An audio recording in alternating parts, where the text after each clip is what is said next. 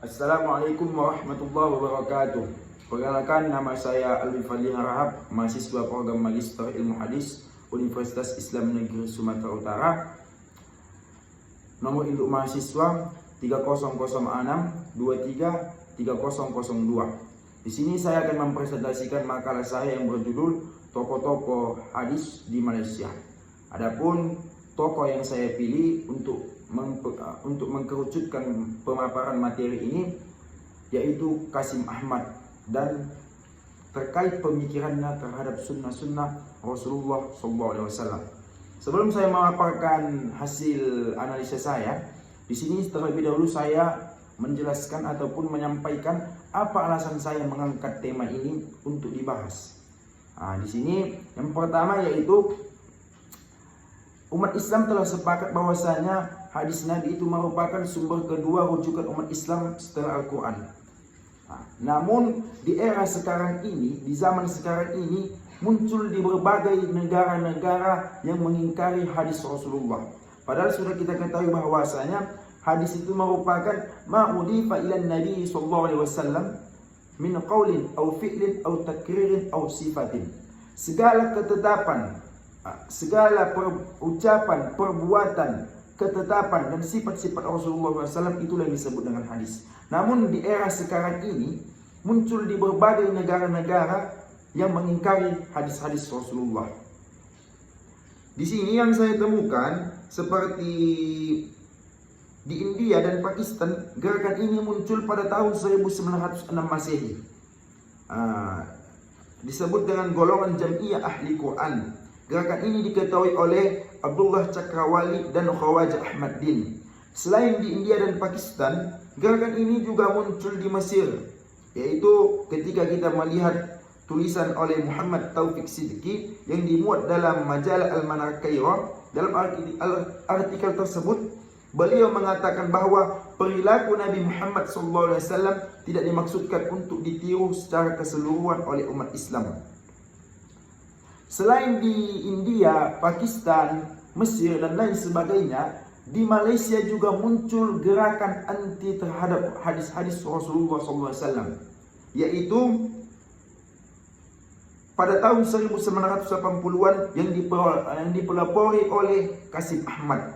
Pemikiran pengingkaran sunnah Qasim Ahmad ini dapat dilihat dalam bukunya yang berjudul Hadis Satu Penilaian Semula. Buku kontroversial ini berasal dari ceramah-ceramah beliau pada jurusan antropologi dan sosiologi Universitas Kebangsaan Malaysia. Buku setebal 130 halaman ditulis dalam bahasa Melayu, diterbitkan pertama kalinya oleh Media Intelek SDN-BHD Petaling Jaya Selangor, Malaysia pada tahun 1986. Dan hanya mengalami cetak ulang kedua karena tahun-tahun berikutnya telah dilarang peredarannya oleh pemerintah kerajaan Malaysia.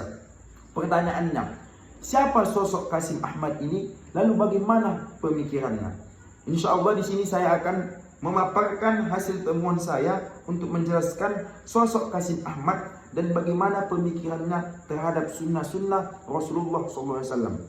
Yang pertama, biografi Qasim Ahmad dan rilah intelektualnya. Di sini perlu saya jelaskan bagaimana rilah intelektual Qasim Ahmad ini, karena ini akan mempengaruhi daya pemikiran beliau terhadap sunnah Rasulullah. Apakah ia seorang ulama, apakah ia seorang insinyur, apakah ia seorang penyair dan lain sebagainya. Di sini perlu dijelaskan karena ini sangat mempengaruhi ahli dalam bidangnya.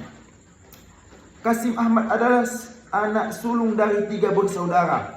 Dilahirkan pada tanggal 9 September 1933 di Bukit Pinang, Kota Setar, Kaedah, Malaysia dengan nama Osman.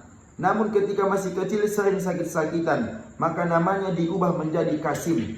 Ayahnya bernama Ahmad bin Ishaq, berprofesi sebagai guru agama Islam, dan ibunya adalah seorang ibu rumah tangga bernama Ummi Kalthum bin Haji Ahmad.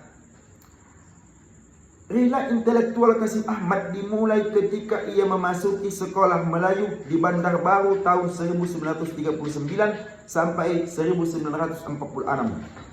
Setelah tamat dari sekolah tersebut, dia melanjutkan studinya ke Maktab Sultan Abdul Hamid di Alor, Setar, Kaedah. Kedah pada tahun 1947 dan lulus dengan predikat Post School Certificate. Qasim Ahmad dikenal sebagai anak genius dan rajin. Hal ini terbukti dari prestasi akademis yang selalu dia peroleh semenjak dari bangku sekolah rendah sampai perguruan tinggi. Sewaktu di sekolah rendah, Qasim kecil selalu memperoleh pujian dari para guru-gurunya. Begitu juga sewaktu di sekolah menengah, dan karena kepintaran dan kerajinannya, dia diberi jabatan ketua pelajar. Kalau di Indonesia kita sebut sebagai OSIS. Setelah menyelesaikan studinya, Qasim Ahmad adapun jalur jenjang pendidikan tinggi, dia pertama kalinya ia memasuki Universitas Malaya yang ada di Singapura dan selesai pada tahun 1959 dengan meraih gelar Bachelor of Art. Kemudian melanjutkan ke Universitas Malaya yang ada di Kuala Lumpur dan selesai pada tahun 1961 dengan meraih gelar Master of Art. Pada tahun 1960, Qasim Ahmad menikah dengan Syarifah Fauzia binti Yusuf Syed Al-Sorat, putri seorang polisi negeri Selangor. Dalam pernikahan tersebut, Qasim Ahmad dikaruniai 2 orang putri dan 1 orang putra. Setelah menyelesaikan studinya, Qasim Ahmad bekerja sebagai pegawai penyelidik di Dewan Bahasa dan Pustaka Kuala Lumpur. Dengan bantuan G.C. Bottoms, dosen Universitas Malaya Singapura, Qasim Ahmad mendapat kesempatan untuk mengajar bahasa dan sastra Melayu di School of Oriental and African Studies, Universitas London, pada tahun 1962 hingga tahun 1966. Ketika ia pulang ke Malaysia, beliau mengajar di sebuah sekolah menengah di Pulau Pinang. Karena dia seorang yang berjiwa bebas dan tidak terlalu suka mengikut undang-undang yang menekan, Qasim Ahmad dikeluarkan dari pegawai kerajaan pada tahun 1969 dengan alasan menyebarkan risalah partai kepada anak muridnya. Kemudian Qasim Ahmad menjadi penulis bebas, wartawan dan guru hingga akhir hayat hidupnya. Jadi teman-teman sekalian, kalau kita melihat riwayat intelektual Qasim Ahmad ini, dia itu seorang politik dan filsafat ataupun sastrawan. Jadi dia ini bukan seorang ahli hadis. Jadi kalau kita mengikuti pendapat beliau terhadap pemikiran beliau terhadap sunnah-sunnah Rasulullah, maka ini sangat mempengaruhi hasil risetnya. Kenapa? Karena dia ini bukan seorang ulama hadis. Padahal kalau kita kembali ke sejarah, ulama hadis ketika mendhaifkan, mensahihkan, menhasankan, memursalkan, memaudukkan suatu hadis, para ulama itu telah bertahun-tahun menyelidiki hadis tersebut. Lalu bagaimana pemikiran Qasim Ahmad terhadap sunnah Rasulullah SAW? Qasim Ahmad ini menggunakan pendekatan historis sosiologis untuk menolak eksistensi hadis Nabi sebagai sumber hukum Islam. Inilah metode Qasim Ahmad dalam meneliti hadis Rasulullah, yaitu dengan pendekatan historis sosiologis untuk menolak eksistensi hadis sebagai sumber hukum Islam. Asumsi dasar yang dipakai adalah bahwa fenomena sosial yang hadir di alam ini tidak terlepas dari kondisi dan situasi sosial yang melingkupinya. Pendekatan model ini menafikan adanya realitas non-empiris yang ikut berperan dalam sebuah fenomena sosial. Qasim Ahmad mengatakan bahwa pada masa pemerintahan Muawiyah hingga pada saat hadis dibukukan secara resmi pada akhir abad kedua Hijriah, pemalsuan hadis terjadi secara leluasa.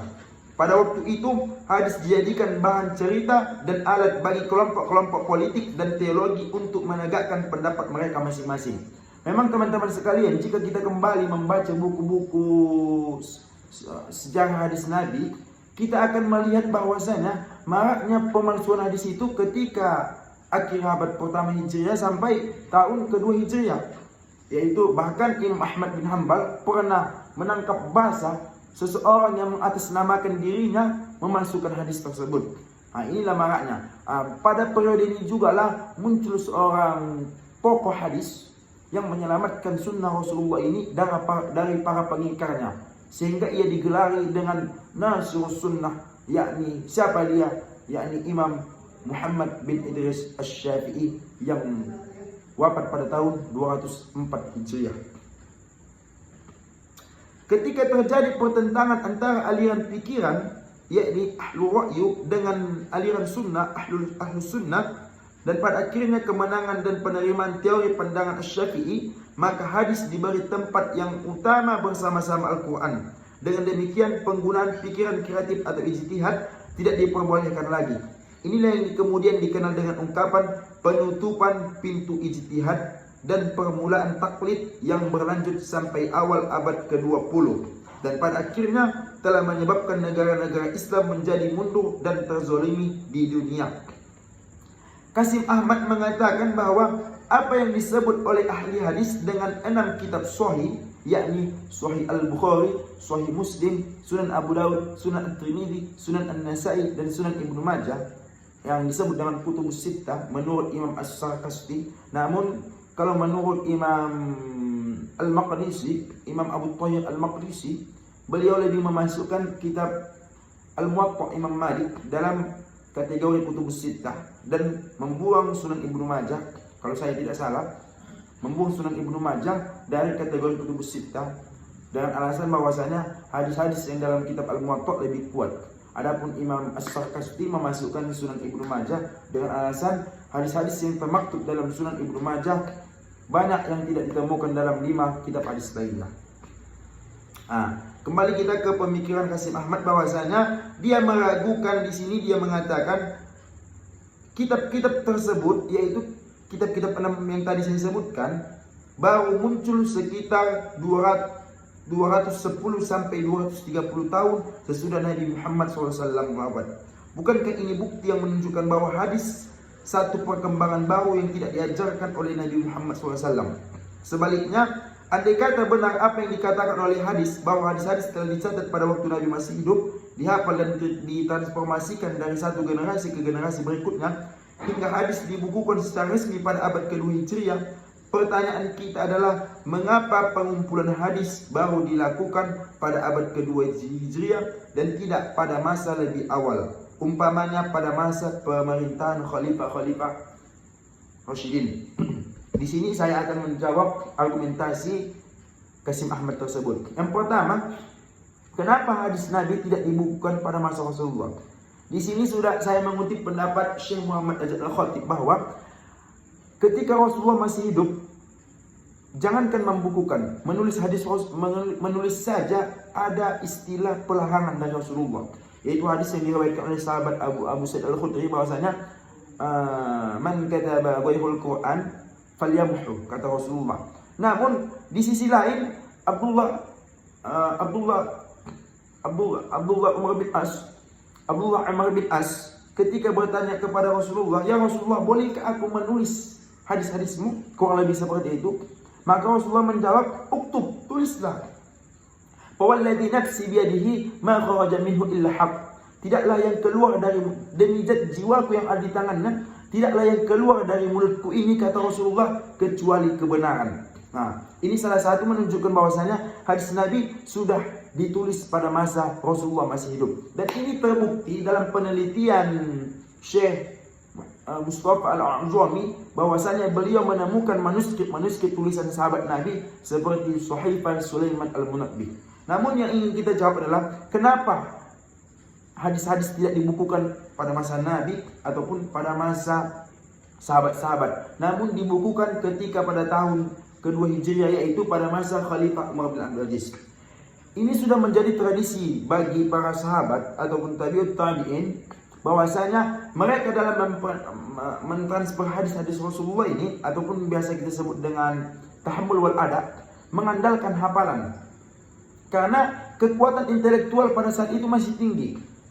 Namun ketika banyak para ahli hadis yang sudah wafat, disinilah Khalifah Umar bin Abdul Aziz berinisiatif memerintahkan Imam Ibn Syihab Az-Zuhri yang wafat pada tahun 124 Hijriah agar mengumpulkan hadis-hadis Rasulullah. Makanya dalam catatan sejarah, pembukuan hadis pertama kali itu tercatat pada masa Khalifah Umar bin Abdul Aziz.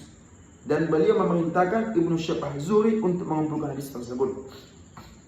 Terkait dengan menyampaikan hadis ini, kita mengenal yang namanya dalam ilmu hadis tahammul wal ada, yaitu metode menyampaikan dan menerima hadis. Kalau saya tak salah itu ada 8 macam. Disitulah dia as-sima, al-qira'ah, al-izazah, al-munawalah, al-mukhatabah, i'lam asy-syekh, al-wasiyah, dan az-ziyadah. Inilah urutan-urutan metode para ulama dalam mentransformasikan hadis-hadis Rasulullah SAW. Namun, di sini saya tegaskan kembali, ketika Umar bin Abdul Aziz melihat banyak para huffazul hadis yang wafat ataupun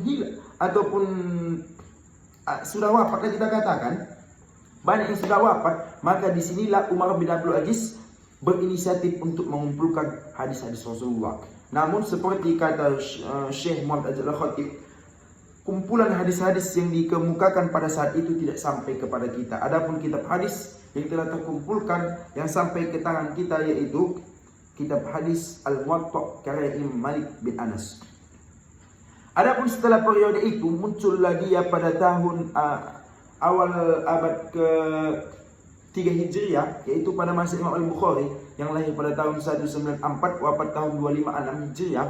Beliau yang pertama kali menyusun hadis Rasulullah ini hanya mengumpulkan hadis-hadis yang sahih. Kalau kita melihat kitab Al-Muwatta, di situ kita hanya dapat melihat beberapa hadis Rasulullah, ucapan sahabat, bahkan fatwa-fatwa para tabi'in. Namun ketika masuk zaman Imam Al-Bukhari, beliau hanya mengumpulkan hadis-hadis Rasulullah khusus yang sahih-sahih. Inilah kitab yang sampai kepada kita dengan nama kitab Al-Jami' As-Sahih Al-Musnad Al-Mustadrak min umuri Rasulillah sallallahu alaihi wasallam wa sunanihi wa ayyamihi, atau yang lebih masyhur dengan sebutan kitab Sahih Al-Bukhari. Inilah kitab induk hadis yang paling tinggi derajatnya. Perlu kita tegaskan kembali teman-teman, inilah salah satu jawaban untuk membantah argumentasi Qasim Ahmad bahwasanya kenapa hadis Rasulullah itu tidak dibukukan pertama kali. Yaitu ini sudah menjadi tradisi bahwasanya metode para ulama pada saat itu ataupun sahabat Nabi, tabi'in dan generasi setelahnya itu memang mereka itu biasa mengandalkan hafalan karena memang hafalan mereka kuat, tidak seperti kita sekarang. Adapun pada masa Rasulullah memang ini sudah dibantah oleh para ulama karena takut tercampur dengan Al-Quran. Adapun pada masa sahabat Nabi ada sahabat Nabi yang melarang penulisan hadis. Itu takut tercampur dengan ataupun disebut dengan masa pembatasan riwayat.